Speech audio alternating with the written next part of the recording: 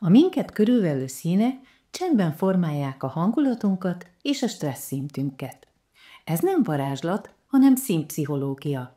Nézzük, hogyan használhatod ezt a tudást a mindennapi jóllétedért. A természet színei, mint a hideg árnyalatú kék és a kiegyensúlyozó zöld, bizonyítottan nyugtató hatásúak.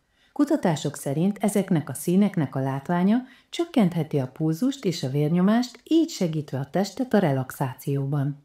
Ezzel szemben a meleg színek, mint a piros, a narancs és a sárga, energizáló hatásúak.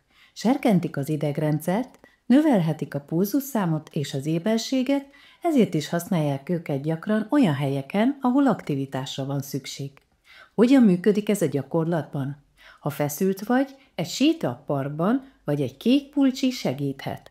Ha pedig energiára vágysz, vedd körül magad meleg, élénk tónusokkal. A longevity életmód egyik alapja a tudatos stresszkezelés. A külső környezetünk mellett a belső egyensúlyunk megteremtése is kulcsfontosságú.